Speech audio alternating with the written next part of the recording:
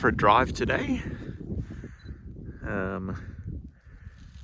And we've stopped at a viewpoint.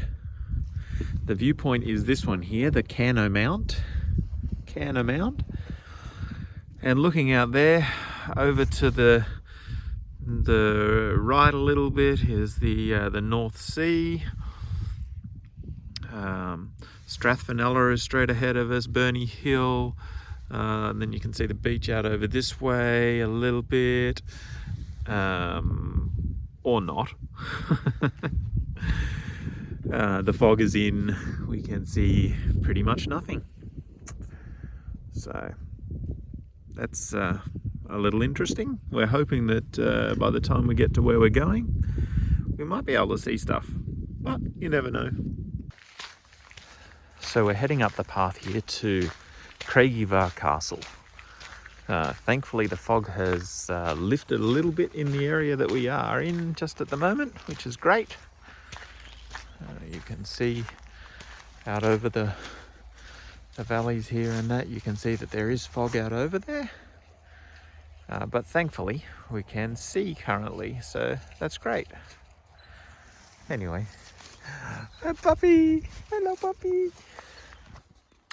So I should have done some research before I got here, but didn't, and just tried to now, and I have 0 bars of reception.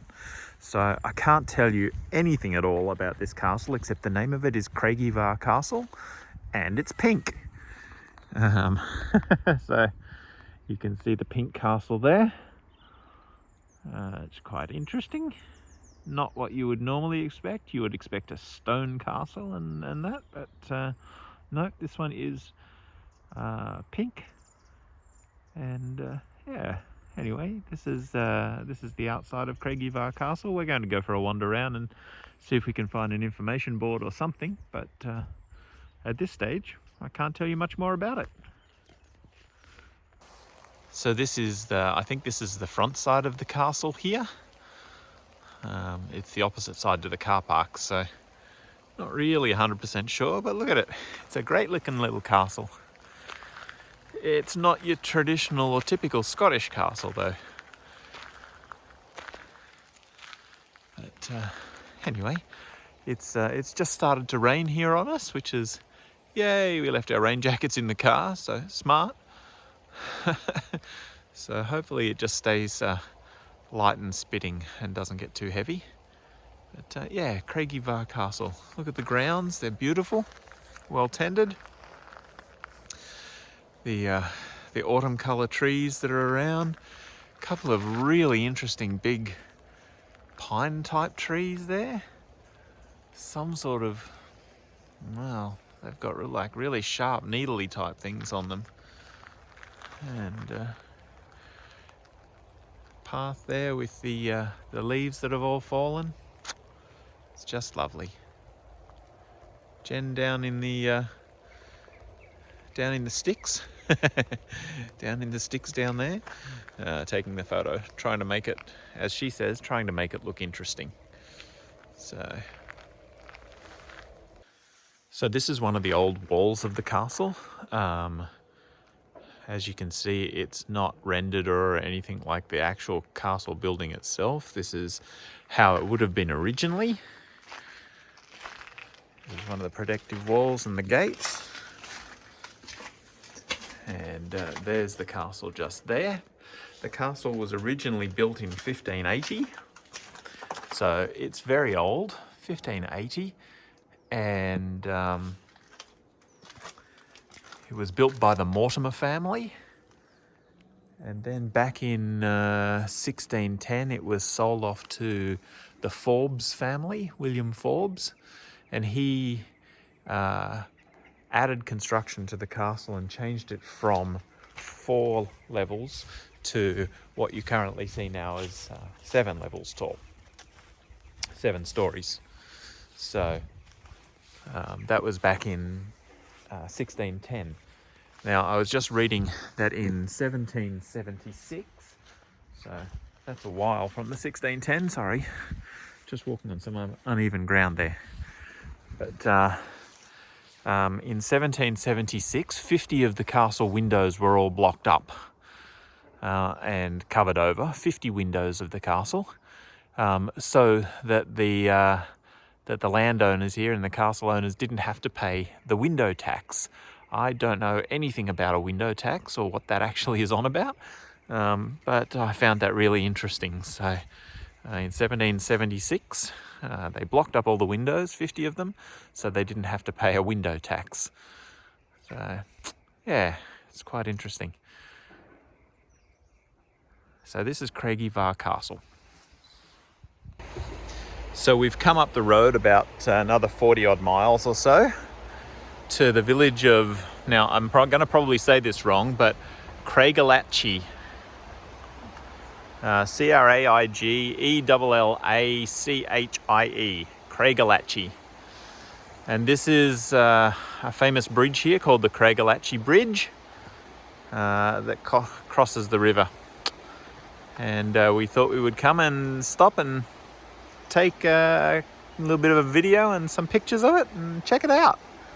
Really nice little spot here. And the bridge is quite pretty. Turrets on either side, you can see there.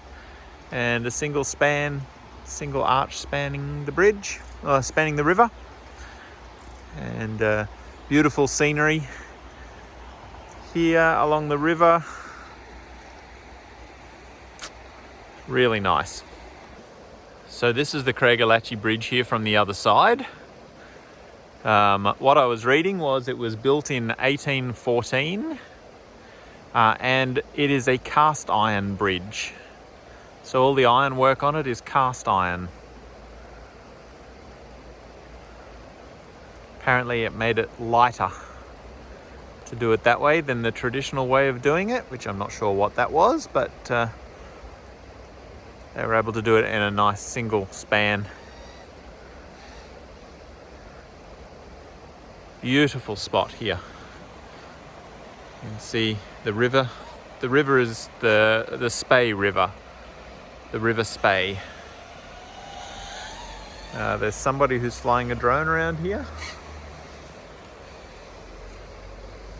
because we can hear it and see it every now and then. But yeah, the Craigellachie Bridge over the River Spey.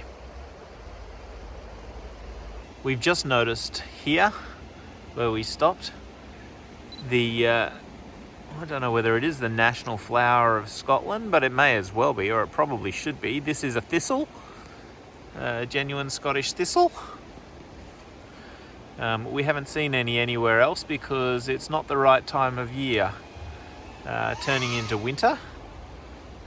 But very, very cool, beautiful purple flower, and I don't know if there's actually thistles on it. I don't want to stick my finger on it to check, but anyway, yep, that's the thistle. So this confirms what I was saying before, that it's a cast iron bridge, cast at Plas Canaston Ruabon den Bishir. Don't quite know where that is. Another sign said it was cast at Speymouth and brought up on wagons from there back in 1814. But yeah, so it was designed and built by Thomas Telford and is, I think, the last remaining cast iron bridge that is around. So there you go, a little bit of history for you. Anyway, we're probably going to love you and leave you here. We've got about 120 miles to go to get back home. So that's a couple of hours drive at least, maybe more. Well, it will be more because we're not on freeways and that sort of thing. So it'll take us a while to get back home. So we will love you and leave you for now. Bye from Jen. And I'll talk to you later. Bye.